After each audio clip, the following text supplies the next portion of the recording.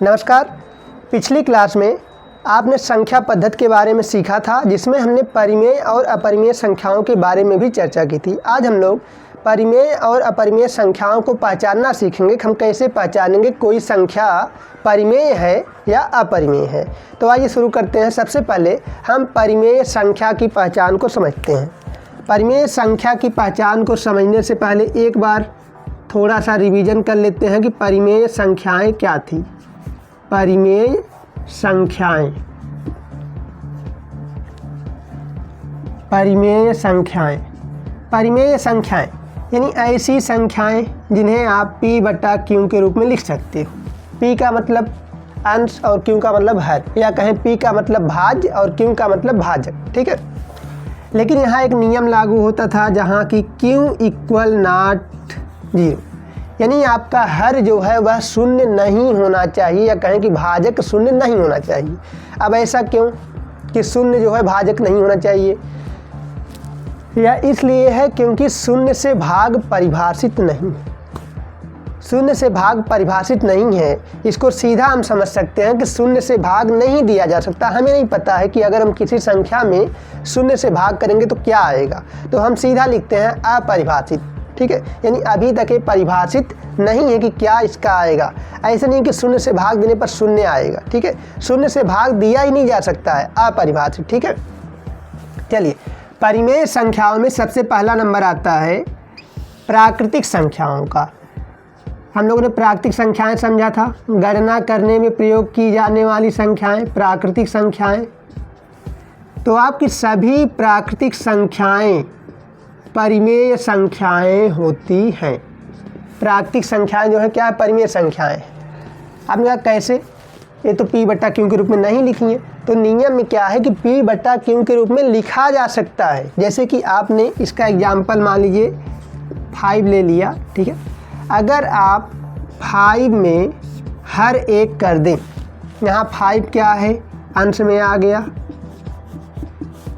और हर एक। ठीक है, अंश को हम लोग भाज्य भी कहते हैं। भाज्य का मतलब जिस संख्या में भाग दिया जाता है, जिस संख्या में भाग दिया जाता है। और हर का मतलब भाजक, यानी जिस संख्या से भाग दिया जाता है। ठीक है, यानी हमें क्या करना है? हर से अंश में भाग देना है, 1 से 5 में भाग देना है। अब बताओ, अगर 1 से हम 5 में भाग दें तो क्या आएगा? 5 ही आएगा। ठीक है, तो क्या इस पर कोई फर्क पड़ा? दोनों संख्याएं हमारी बराबर है। यानी हम कह सकते हैं हम किसी भी प्राकृतिक संख्या के नीचे अगर उसका हर 1 कर देते हैं, इससे संख्या पर कोई प्रभाव नहीं पड़ता है। ठीक है, इस वजह से प्राकृतिक संख्याएं हमारी परिमेय हैं, क्योंकि हमने इसे p/q के रूप में दर्शा दिया, दर्शा सकते हैं। ठीक है, अगला नंबर आता है पूर्ण संख्याओं का। पूर्ण संख्याएं आपने पिछली क्लास में सीखा ही था। पूर्ण संख्या क्या थी? प्राकृतिक संख्याएं, टोटल प्राकृतिक संख्याएं। एक अन्य संख्या थी शून्य। ठीक है, एक अन्य संख्या क्या थी? यहाँ शून्य थी। ठीक है, जो इसका मुख्य एग्जाम्पल है कि शून्य क्या है? शून्य एक पूर्ण संख्या है, जो कि प्राकृत संख्या नहीं है। शून्य प्राकृत संख्या नहीं है। ठीक है, अब शून्य, यहाँ बड़ी कन्फ्यूजन रहती है कि शून्य को हम परिमेय माने कि नहीं माने। आपने तो बता दिया कि किसी भी प्राकृतिक संख्या के नीचे 1 लिखा जा सकता है, किसी भी पूर्ण संख्या के नीचे भी 1 लिखा जा सकता है। क्योंकि नियम में लोग कंफ्यूज हो जाते हैं। कहा गया है q = 0, कि हर शून्य नहीं होना चाहिए। अरे भाई, कह रहा है कि हर जो है शून्य नहीं होना चाहिए। क्या हमें कहीं भी ऐसा दिख रहा है कि लिखा हुआ हो p = 0? ऐसा नियम में कहीं आपने पढ़ा है? आप जाके ढूंढेंगे तो आप कहीं नहीं पाने वाले कि कहीं आपको p = 0 मिले। हाँ, a जरूर मिल सकता है, p = 0 हो सकता है। ठीक है, यानी अंश में जो है शून्य हो सकता है। नियम क्या कहता है? शून्य से भाग परिभाषित नहीं है, लेकिन कहीं ये नहीं कहता कि शून्य में भाग परिभाषित नहीं है। इसका मतलब शून्य में भाग परिभाषित है। शून्य में अगर किसी संख्या से हम भाग देते हैं, शून्य आता है। ये चीज़ परिभाषित है। ठीक है, यानी अंश की जगह शून्य हो सकता है। अंश की जगह शून्य हो सकता है। हम शून्य के नीचे कोई भी संख्या लिख सकते हैं, उसका मान शून्य आएगा। इसको परिभाषित यही किया गया है कि अगर किसी संख्या से शून्य में भाग देते हैं तो क्या आएगा?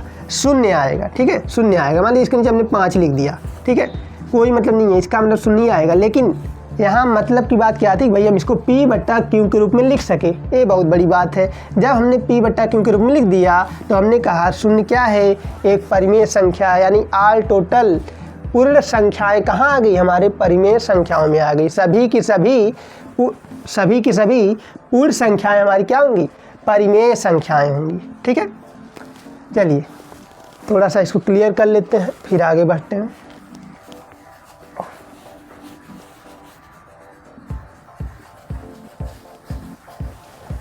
परिमेय संख्याओं में अगला नंबर आता है पूर्णांक का, कि सारे के सारे इंटीजर, चाहे वह पॉजिटिव हो चाहे नेगेटिव हो या फिर शून्य हो, शून्य एक पूर्णांक भी है, क्या क्या है, पूर्ण संख्या है, पूर्णांक है, और परिमेय तो हो ही गया। ठीक है, तो सारे के सारे इंटीजर क्या होते हैं, परिमेय संख्याएं होते हैं। ठीक है, इसका एग्जाम्पल ले लेते हैं, -3। हम अगर -3 में भी 1 से भाग दें तो -3 आएगा, कोई फर्क नहीं पड़ा। यानी हम सभी पूर्णांकों के नीचे 1 लिख सकते हैं, हर जो है उसका 1 कर सकते हैं। इस वजह से आपके सभी के सभी पूर्णांक क्या हो जाते हैं, एक परिमेय संख्या होती है। ठीक है, -3 हो गया, शून्य तो इसमें था ही, +4 ले लेते हैं। ठीक है, तो ये सारे, एक आपका नेगेटिव इंटीजर है, शून्य भी है, और एक आपका पॉजिटिव इंटीजर है, सारी की सारी संख्याएं क्या हैं, परिमेय संख्याएं हैं, क्योंकि सबके हर में 1 लिखा जा सकता है। अगर हम इसमें 1 से भाग देते हैं तो वही आएगा जो हमारी संख्या है। ठीक है, शून्य में बड़ी कन्फ्यूजन रहती है, बार बार उस बात को क्लियर कर रहे हैं हम कि शून्य में भाग परिभाषित है, इस बात को ध्यान रखो। क्या कर रहे हैं, शून्य, अच्छा शून्य से भाग कर रहे हो, इसका मतलब शून्य को आप क्या बना रहे हो, भाजक बना रहे हो, भाजक। ठीक है, शून्य से भाग कर रहे हो किसी संख्या में, जिस संख्या से भाग देते हो उसे भाजक बोलते हो। शून्य से भाग क्या बोलेंगे, अपरिभाषित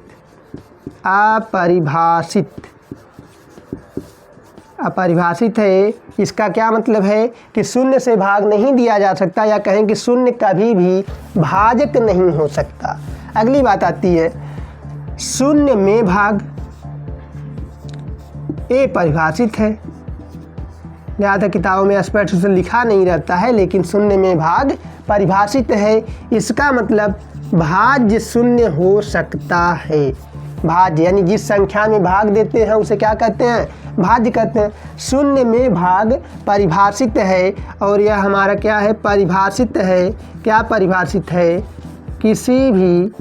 किसी भी संख्या से शून्य में भाग देने पर आंसर क्या आएगा, शून्य आएगा। यही चीज़ परिभाषित है कि शून्य से भाग परिभाषित नहीं है, अपरिभाषित है, यानी भाजक नहीं हो सकता।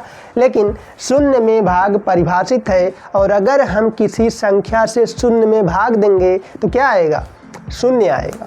ठीक है, इतनी सी बात क्लियर है। चलिए अगला नंबर आता है परिमेय संख्याओं में, अगला नंबर परिमेय संख्याओं में आता है भिन्न का। अरे भाई ये तो आसान सी चीज़ है, भिन्न वैसे ही P बटा Q के रूप में लिखी हुई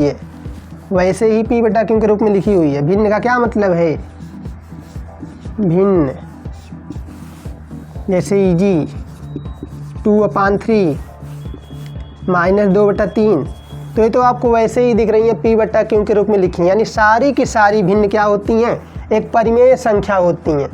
ठीक है, यहाँ कुछ अधिक समझाने की जरूरत है नहीं, सारी की सारी भिन्न आपकी परिमेय संख्या होती हैं, सीधा दिख रही है, P बटा Q के रूप में लिखी हुई हैं। ठीक है, अच्छा अगला पॉइंट आता है, एक आपने सुना होगा, जिन्होंने पढ़ा है इस लेसन को उन्हें मिला होगा कि अगर कोई भी संख्या अंडर रूट में होती है, यानी वर्गमूल का चिन्ह लगा है, उस पर करड़ी घात लगी हुई है, तो वह अपरिमेय संख्या होती है।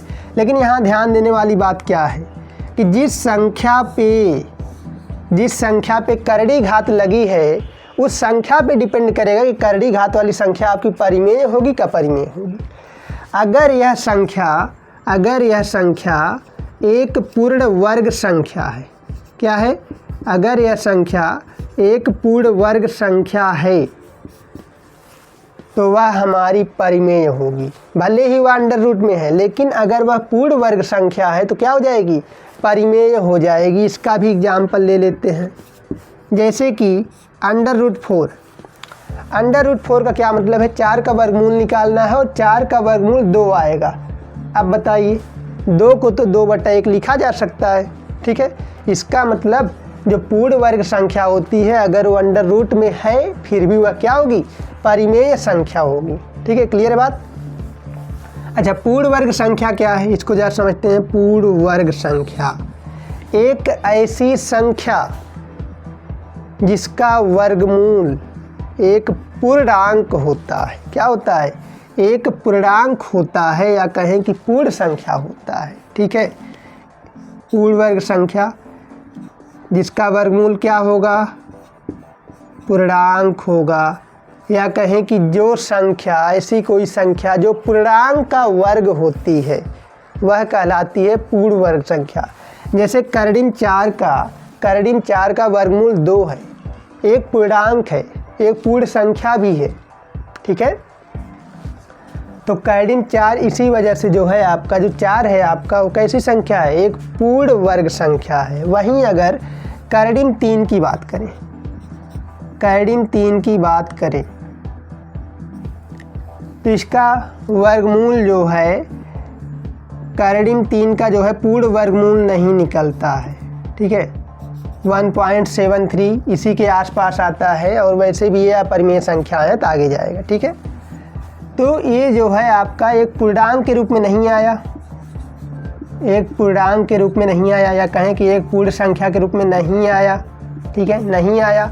इसी वजह से इसे हम पूर्ण वर्ग नहीं कहेंगे। 3 जो है हमारा पूर्ण वर्ग नहीं है, लेकिन 4 का वर्गमूल एक पूर्ण वर्ग संख्या थी, इस वजह से 4 को हम क्या कहेंगे, एक पूर्ण वर्ग संख्या कहेंगे, ठीक है।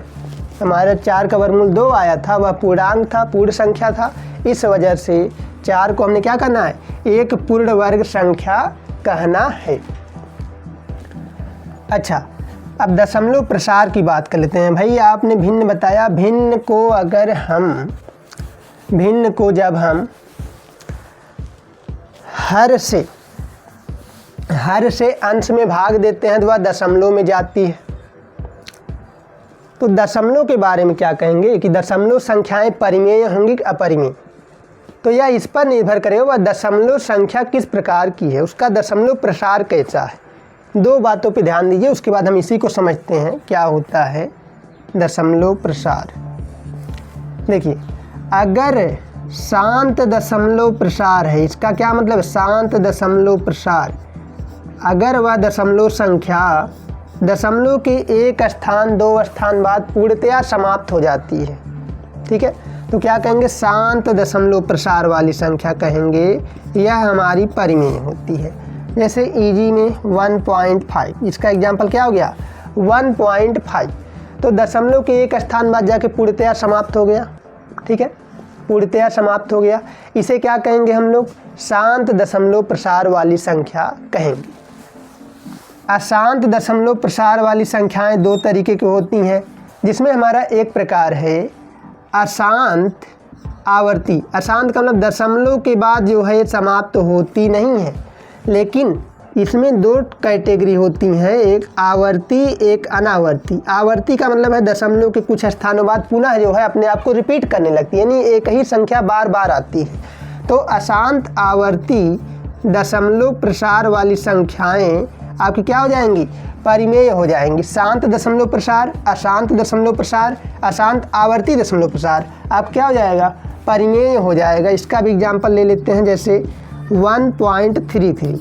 यहाँ आप देख रहे हैं कि एक संख्या ऐसी है जो अपने आप को रिपीट करी, इसका मतलब आगे 3 ही आता रहेगा, ठीक है। 1.33 यानी 3333 आगे जो है आता रहेगा, ठीक है।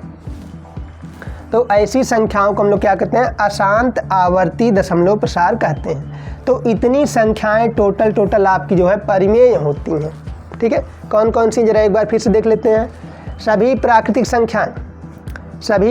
संख्याएं परिमेय संख्याएं हैं, सभी पूर्ण संख्याएं परिमेय संख्याएं हैं, सभी के सभी पूर्णांक चाहे वो पॉजिटिव हो, निगेटिव हो या शून्य हो, क्या होंगी? परिमेय संख्याएं होंगी। सभी भिन्न, ये तो सीधा वही है परिमेय संख्या ही, सभी भिन्न जो है परिमेय संख्याएं होती हैं। अंडर रूट पूर्ण वर्ग संख्या अंडर रूट में है और वह पूर्ण वर्ग संख्या है तो वह आपका क्या हो जाएगा? परिमेय हो जाएगा। दशमलव प्रसार, अगर वह दशमलव प्रसार शांत दशमलव प्रसार यानी दशमलव के कुछ स्थान बाद पूर्ण रूप से समाप्त हो जाता है तो क्या हो जाएगा? परिमेय हो जाएगा। अशांत आवर्ती दशमलव प्रसार यानी पुनः चक्रित, इसका एक और नाम है पुनः चक्रित, यानी कुछ स्थानों के बाद संख्याएं क्या होती हैं? अपने आप को रिपीट करती हैं, दोहराती हैं। ठीक है, ऐसी संख्याओं को हम क्या कहते हैं? अशांत आवर्ती दशमलव प्रसार वाली संख्याएं कहते हैं। दशमलव प्रसार को एक परिमेय संख्याएं नाम का ही लेसन है, एक पूरा लेसन परिमेय संख्याओं पर है जहां हम दशमलव प्रसार को विस्तार से समझेंगे। अभी आप समझिए, दशमलव प्रसार मेनली दो तरह के होते हैं, शांत दशमलव प्रसार, अशांत दशमलव प्रसार। शांत दशमलव प्रसार यानी एक ऐसा दशमलव प्रसार जो दशमलव के कुछ स्थानों बाद पूर्ण रूप से समाप्त हो जाए। ठीक है, यानी उसका जो हर होता है वो अंश को दशमलव के कुछ स्थान बाद पूर्ण रूप से विभाजित कर देता है। अशांत आवर्ती दशमलव प्रसार या कहें अशांत दशमलव प्रसार जो दशमलव के बाद भी समाप्त नहीं होता। अब इसमें दो कैटेगरी हैं, आवर्ती, अनावर्ती। आवर्ती में क्या है? कुछ स्थान के बाद एक ही संख्या बार बार अपने आप को रिपीट करती है। इससे हमें पता चल जाता है कि अगली संख्या कौन सी आएगी। ठीक है, यानी हम इसका मापन कर सकते हैं। और परिमेय का एक शाब्दिक अर्थ भी है, जिसका मापन किया जा सकता है उसे परिमेय कहते हैं, जिसका मापन नहीं किया जा सकता उसे क्या कहेंगे? अपरिमेय कहेंगे। ठीक है, तो हमें यहाँ भाई पता है कि अब 1.33 ही आना है, लगातार 3 आना है, इस वजह से हम इसको परिमेय ही कहते हैं। भाई इसका मापन जो है किया जा सकता है और इसको जो है भिन्न के रूप में भी लिखा जा सकता है, यानी P बटा Q के रूप में लिखा जा सकता है। अब कैसे लिखा जा सकता है इसको हमने बताया, एक परिमेय संख्याएं नाम का लेसन आएगा जहाँ इसको हम लोग विस्तार से समझेंगे। अच्छा, अशांत दशमलव प्रसार में एक और प्रकार होता है अशांत अनावर्ती दशमलव प्रसार, यानी वह भी समाप्त तो नहीं होता लेकिन हमें ये भी नहीं पता है कि अगली संख्या कौन सी आएगी। ठीक है, चलिए अच्छा, अब जो है आगे हम लोग अपरिमेय संख्याओं को समझते हैं। क्या समझना में? अपरिमेय संख्याओं को। ठीक है, अपरिमेय संख्याओं को समझने का प्रयास करते हैं।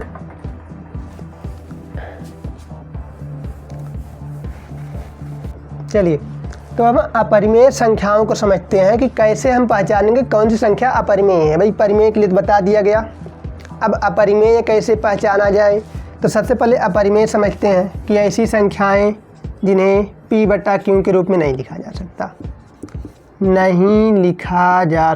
लिखा ही नहीं जा सकता है यहाँ। भाई Q की बात नहीं होगी कि Q शून्य होगा कि नहीं होगा, जब Q है ही नहीं वहाँ तो नहीं लिखा जा सकता। P बटा Q के रूप में नहीं लिखा जा सकता, उसे हम क्या कहेंगे?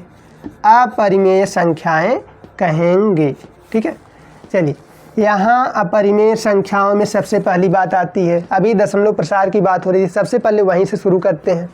अभी आपने देखा अशांत दशमलव प्रसार दो तरीके के थे, एक ऐसा जो पुनः आपको अपने आप को रिपीट कर रहा था, दशमलव के कुछ स्थानों बाद खुद को रिपीट कर रहा था। तो अगर वह रिपीट कर रहा था तो हमने कहा आवर्ती दशमलव प्रसार। अगर वह रिपीट नहीं करता है तो हमें पता नहीं है, एक तो हमारे यहाँ भाग खत्म नहीं हो रहा है, भाग दिए जा रहे हैं, पेज के पेज खर्च किए जा रहे हैं, खत्म नहीं हो रहा है, हमें पता नहीं आगे क्या आएगा। तो हमने कहा भाई इसका तो मापन ही नहीं हो सकता, ये अपरिमेय है। ठीक है, अपरिमेय है, जब मापन नहीं कर पाएंगे तो उसको P बटा Q के रूप में कैसे लिखेंगे? P बटा Q के रूप में आवश्यक है उस संख्या का एक निश्चित मापन हो और अपरिमेय संख्या का कोई निश्चित मान नहीं होता है। ठीक है, तो सबसे पहली बात आती है अशांत अनावर्ती दशमलव प्रसार। अशांत अनावर्ती दशमलव प्रसार, दशमलव प्रसार है और वो कैसा है? अशांत अनावर्ती, यानी अशांत भी है और अनावर्ती यानी भाग की संख्या कभी खत्म भी नहीं होती और खुद को रिपीट भी नहीं करता है। ठीक है, चलिए इसका एक एग्जाम्पल ले लेते हैं, ज़्यादा बेहतर तरीके से समझ में आएगा।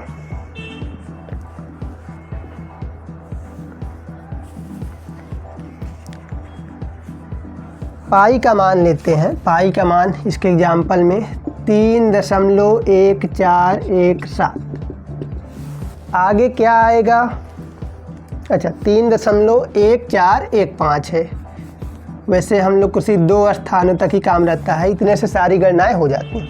लेकिन इसके आगे क्या आएगा कोई पता नहीं है, ठीक है। तो यह जो है अशांत अनावर्ती दशमलव प्रसार है, ठीक है। आगे देखिए चिन्ह लगा हुआ है कि अशांत है, यानी कभी अंत नहीं होगा और भाई रिपीट भी नहीं कर रहा है खुद को। तो अशांत अनावर्ती दशमलव प्रसार कैसे होते हैं? अपरिमेय होते हैं, ठीक है। अगली बात आती है, एक शब्द आपने सुना है पाई, शायद इसकी कल भी चर्चा हुई थी। पाई, ये हमारा पाई। इसके अलावा एक यूलर नंबर होता है, लघुगणक में यूज होता है यूलर संख्या, जिसको हम लोग स्मॉल ई से दर्शाते हैं, स्मॉल ई से दर्शाते हैं। ये दोनों भी हमारी अपरिमेय संख्याएं, ठीक है, अपरिमेय संख्याएं।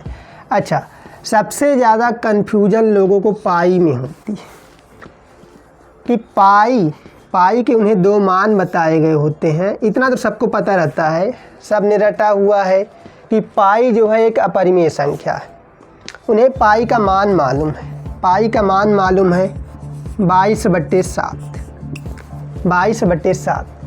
और एक पाई का दूसरा मान उन्होंने याद किया है 3.14, ठीक है, जो कि वही बता रहे हैं कि आगे 2 स्थानों तक लिया जाता है, दशमलव के बाद 2 स्थान तक, इतने से सारी गणनाएं हो जाती हैं। अब अगर उनसे पूछा जाए कि पाई परिमेय है का अपरिमेय, तुरंत जवाब दे देंगे अपरिमेय। उनसे पूछा गया 22/7 परिमेय है कि अपरिमेय, तो इसको भी अपरिमेय बताएंगे। बात को समझना है। देखिए जहाँ लिखा है, अगर आपने उसको ध्यान से स्टडी किया होगा तो आपको मिलेगा कि पाई का मान, जो पाई का मान है वो लगभग 22/7 के बराबर होता है। यानी क्या मतलब है, पाई का मान 22/7 नहीं है, पाई का मान 22/7 नहीं है, लगभग 22/7 के बराबर होता है। और 22/7 जो आपका है ये परिमेय है, ये स्पेशल है, यहाँ ध्यान देंगे कि 22/7 परिमेय है। क्यों परिमेय है भाई? दिख रहा है 22 यहाँ क्या है, अंश है, 7 क्या है, हर है, अंश और हर के रूप में लिख दिया गया तो वह परिमेय ही होना है, ठीक है। और दूसरा नियम, इसका दशमलव प्रसार अशांत आवर्ती टाइप का होगा, ठीक है, अशांत आवर्ती टाइप का होगा, ठीक है। यानी अपने आप को जो है रिपीट करेगा, कुछ स्थानों बाद खुद को जो है क्या करेगा, रिपीट करेगा। और ऐसी संख्याओं को हम परिमेय मानते हैं, ठीक है। यानी इसका मापन कर सकते हैं, भाई हमें पता चल गया कौन संख्याएं आएंगी तो हमने कह दिया परिमेय है, ठीक है। लेकिन जो पाई का शुद्ध मान है, देखिए शुद्ध मान तो कोई ज्ञात नहीं कर पाया है, आर्यभट्ट साहब भी नहीं ज्ञात कर पाए, लेकिन कुछ स्थानों तक इसकी बात करते हैं। 3.1415 ये होता है पाई का जो शुद्ध मान है 22/7 का। एक काम करना कि 22/7 को हल करना, इसका दशमलव प्रसार निकालना। कैसे निकालोगे? हर से अंश में भाग देना है। 7 से जो है तुम्हें क्या करना है, 22 में भाग देना है। भाग दोगे तो तुम्हें पता चलेगा ये तो 2 स्थान बाद ही खेल हो जा रहा है। यहाँ ये क्या बता दिया है गुरुजी ने, ठीक है। तो यहाँ ध्यान देंगे कि 22/7 का अलग मान है, इसका मान होता है 3.142857, ठीक है, 3.142857। और इसके बाद पूरी की पूरी संख्या रिपीट करने लगती है। अगर जो संख्या रिपीट करती है उस पर हम एक रेखा खींचते हैं, दंडवाल लगाते हैं, इससे हमें पता चलता है कौन सी संख्या रिपीट कर रही है। तो जैसे 7 तक पहुंचा, फिर आप क्या कर पाएंगे कि फिर 1 बार जा रहा है, 4 बार जा रहा है, 2 बार जा रहा है, यानी ए बार जो है बार बार रिपीट करने वाला है अपने आप को, ठीक है। तो यहीं आप देख रहे हैं कि इसका मान 3.14 के बाद क्या आया, 28 आ गया है, जबकि पाई के मान में 1.5 है। तो दोनों में डिफरेंस है।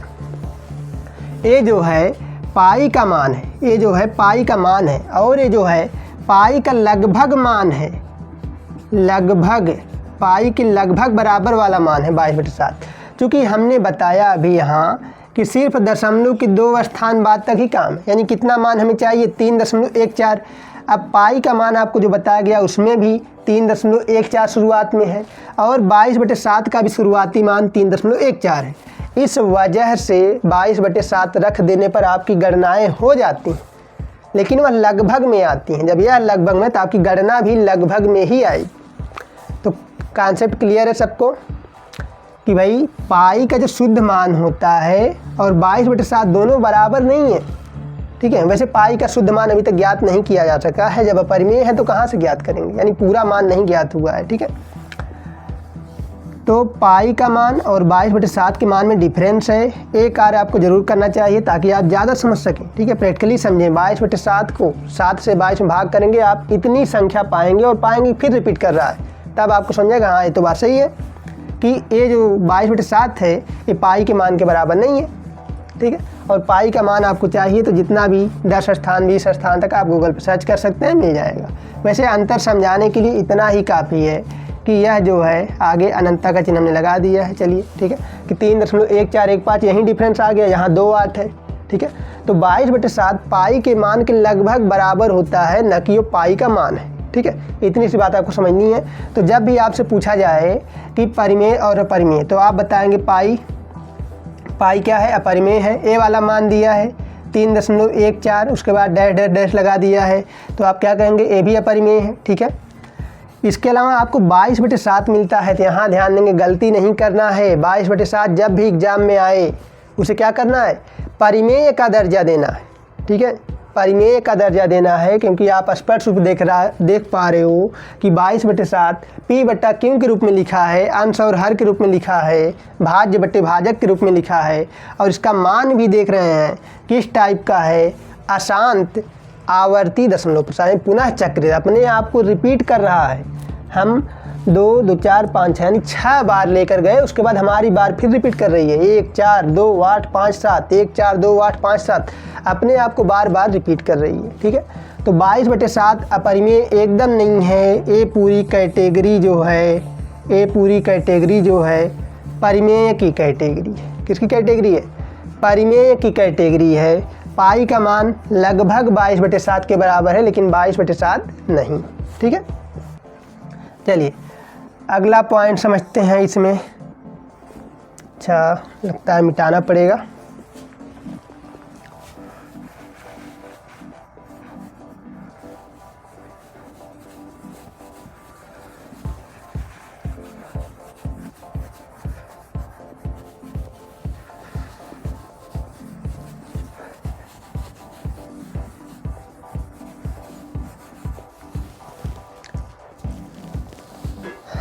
तीसरा पॉइंट आता है, अभी जो अब तक आप पढ़ते आए हैं, कि अंडर रूट, कोई संख्या अंडर रूट में है, क्या होगी, अपरिमेय होगी। लेकिन आपको बता दिया गया कि उस संख्या पे डिपेंड करेगा कि वो कैसा होना चाहती है, वो परिमेय में जाना चाहती है कि अपरिमेय जाना चाहती है, ठीक है।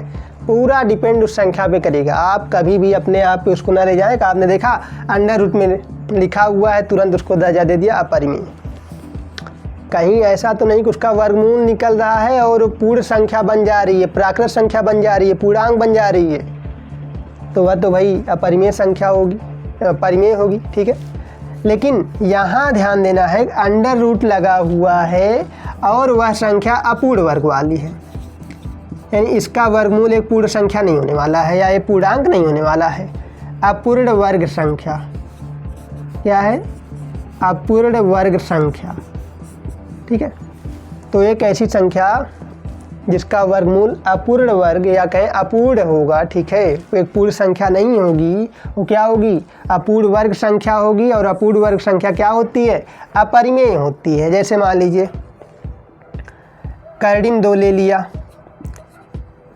या कर्डिम 3 ले लिया, कर्डिम 5 ले लिया। आप इन संख्याओं का अगर क्या निकालेंगे, वर्गमूल, करड़ी लगा क्या निकालना है, वर्गमूल निकालना है, ठीक है। इस करड़ी का मतलब वर्गमूल निकालना है, ठीक है। वर्गमूल निकाल रहे हैं और वर्गमूल आप निकालेंगे, निकल तो जाएगा, लेकिन वह एक तो पूर्ण रूप से नहीं निकलेगा, मतलब समाप्त नहीं होगा आपका वर्गमूल की प्रक्रिया, और वह दशमलव में आएगा। दशमलव में आ रहा था, ठीक था कि दशमलव आए तभी पढ़े हैं, वही शांत वाला होगा, लेकिन वो जो दशमलव में आएगा वो अशांत अनावर्ती दशमलव प्रसार होगा आपका, ठीक है। इस वजह से अपूर्ण वर्ग संख्या यानी एक ऐसी संख्या जिसका पूर्ण वर्गमूल ना निकल रहा हो, ठीक है, वो क्या हो जाएगी, अपरिमेय संख्या हो जाएगी, ठीक है। एक और पॉइंट इम्पॉर्टेंट है इसमें कि परिमेय और अपरिमेय, चौथा पॉइंट इसमें प्लस करते हैं। परिमेय और अपरिमेय संख्याओं का, शायद ये मोस्ट इम्पॉर्टेंट है यहाँ का, परिमेय और अपरिमेय संख्याओं का जोड़, घटाना, गुणा, भाग अपरिमेय ही होगा। यानी एक संख्या आपके पास परिमेय थी और दूसरी अपरिमेय, आपने उनको जोड़ दिया, अपरिमेय पूरी संख्या, ठीक है। जैसे कहते हैं कोयले की दलाली में मुंह काला होना, वैसे ही परिमेय संख्या जब अपरिमेय संख्या के साथ आती है तो अपरिमेय संख्या उस पर हावी हो जाती है, लॉ ऑफ डोमिनेंस लागू होता है और पूरी की पूरी संख्या क्या हो जाती है, अपरिमेय हो जाती है, ठीक है। तो परिमेय और अपरिमेय संख्याओं का जोड़, घटाना, गुणा, भाग क्या होगा, अपरिमेय ही होगा, ठीक है। लॉ ऑफ डोमिनेंस इसी को बोलते हैं, ठीक है। विज्ञान में एक नियम होता है लॉ ऑफ डोमिनेंस, इसका क्या मतलब है, प्रभाविता का नियम। यहाँ अपरिमेय संख्या जो है वो परिमेय पर हावी हो जा रही है, यानी अपरिमेय संख्या अपना प्रभाव दिखा रही है और पूरी की पूरी संख्या अपरिमेय, ठीक है। चलिए, तो इतनी सी बात आपको समझ में आई होगी। परिमेय संख्याओं में क्या क्या चीज़ें थी, प्राकृतिक संख्याएं परिमेय होती हैं, पूर्ण संख्याएं परिमेय होती हैं, सभी के सभी पूर्णांक परिमेय होते हैं, सारी भिन्न संख्याएं परिमेय होती हैं। इसके अलावा एक पूर्ण वर्ग संख्या हो और वह अंडर रूट में हो, करड़ी घात में हो, ठीक है, तो आपकी क्या हो जाएगी, परिमेय हो जाएगी। शांत दशमलव प्रसार परिमेय होगा, ठीक है। अशांत आवर्ती दशमलव प्रसार यह भी परिमेय होगा, और कौन नहीं होगा, तो अशांत अनावर्ती दशमलव प्रसार अपरिमेय होगा। पाई, इसके अलावा यूलर नंबर जिसको हम लोग ई से दर्शाते हैं, यह भी क्या होगा, अपरिमेय होगा। और अपूर्ण वर्ग संख्या जिसको हमने अंडर रूट में लिखा हुआ है, अपूर्ण वर्ग संख्या है और अंडर रूट में है, यह क्या होगी आपकी, एक अपरिमेय संख्या होगी। इसके अलावा परिमेय, यही तो अभी समझा रहे थे, परिमेय और अपरिमेय संख्याओं का जोड़, घटाना, गुणा, भाग, ये सारी चीज़, यानी कोई भी संक्रिया आप करो, 4 संक्रियाएं मुख्य रूप से होती हैं, जोड़, घटाना, गुणा, भाग। परिमेय संख्याओं का जोड़ क्या होगा, परिमेय और अपरिमेय संख्याओं का, परिमेय और अपरिमेय संख्याओं का जोड़ क्या होगा, एक अपरिमेय संख्या आएगी। परिमेय और अपरिमेय संख्याओं का घटाना क्या होगा, एक अपरिमेय संख्या आएगी। परिमेय और अपरिमेय संख्याओं का गुणा करने पर क्या आएगा, एक अपरिमेय संख्या। इसी प्रकार से परिमेय और अपरिमेय संख्याओं का भागफल भी एक अपरिमेय संख्या होगा, ठीक है। चलिए, बारी है कुछ क्वेश्चंस कराने की। क्वेश्चन करने से कॉन्सेप्ट ज़्यादा क्लियर होते हैं। आपने पढ़ लिया, आपको पता ही नहीं कि यहाँ से प्रश्न क्या आएगा, किस तरीके का आएगा, तो पढ़ने का कोई मतलब नहीं। चलिए प्रश्नों पर आते हैं।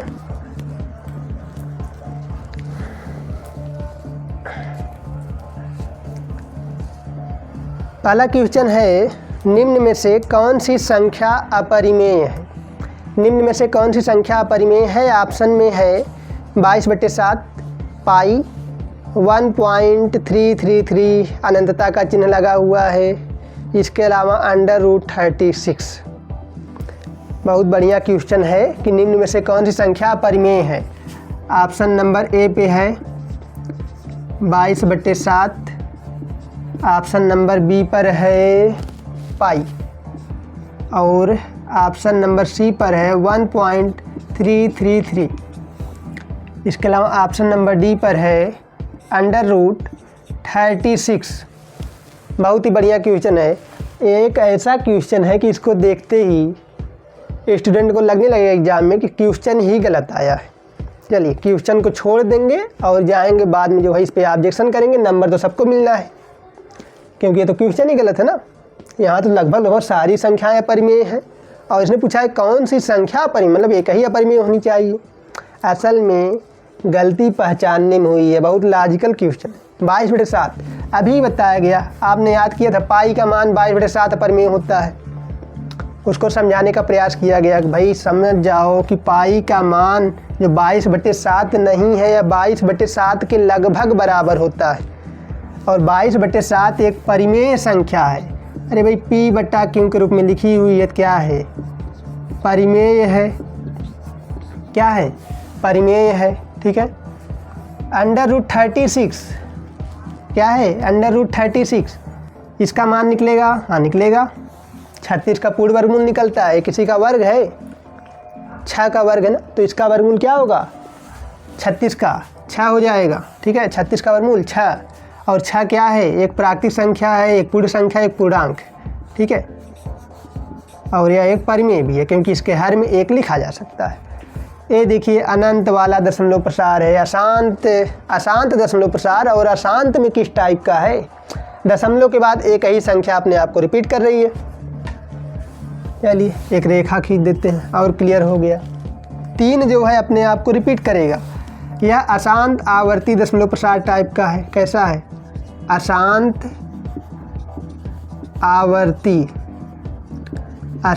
आवर्ती दशमलव प्रसार। और अशांत आवर्ती क्या होते हैं, परिमेय होते हैं। यही तो आपको बताया गया है कि अशांत आवर्ती क्या होंगे, परिमेय होंगे। पाई के बारे में क्या ख्याल है, पाई स्पेशल अपरिमेय का उदाहरण बताया गया था। तो आपका सही ऑप्शन क्या हो जाता है, ऑप्शन नंबर बी। इसका मतलब पाई क्या है, एक अपरिमेय संख्या है, यही आपको पहचानना था। नेक्स्ट क्वेश्चन है, निम्न में से कौन सी संख्या परिमेय है, निम्न में से कौन सी संख्या परिमेय है। ऑप्शन नंबर 1 पर है कर्डिम 4, ऑप्शन नंबर 2 पर है कर्डिम 3, ऑप्शन नंबर 3 पर है कर्डिम 3 + 2, और ऑप्शन नंबर 4 पर है 5 कर्डिम 3। चलिए इसको समझते हैं क्या है।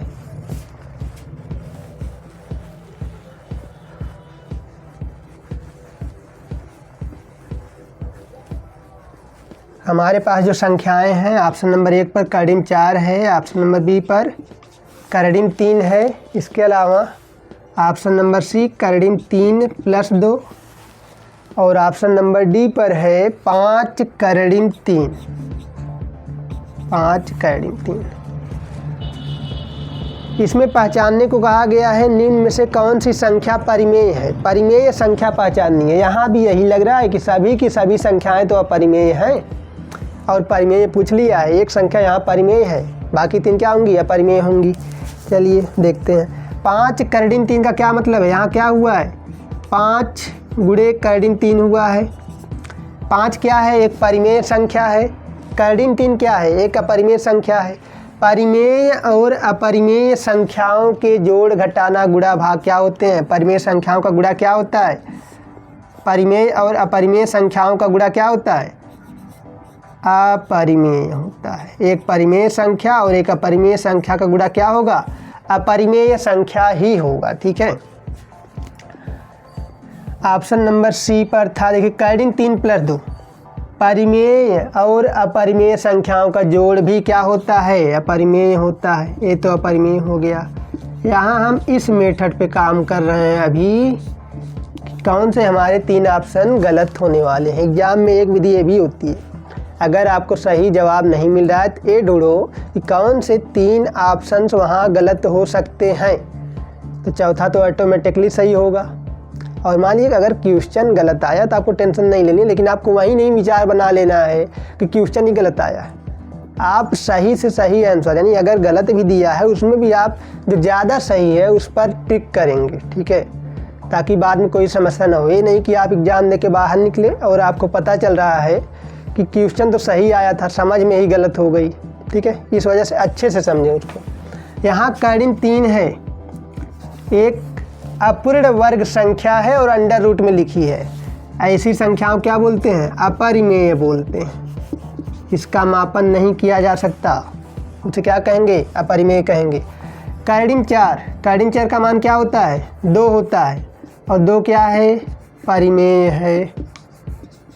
तो आपका सही जवाब क्या हो जाता है, कर्डिम 4।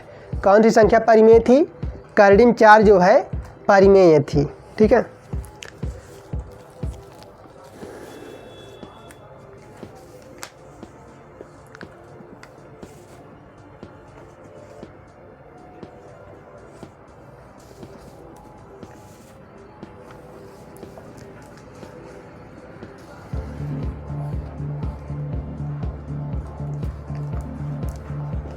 एक अन्य क्वेश्चन है, हम लोगों के पास एक अन्य क्वेश्चन भी है इससे संबंधित, उसको ज़रा सा देखते हैं। सवाल में कह रहा है कि निम्नलिखित में से कौन सा कथन असत्य है।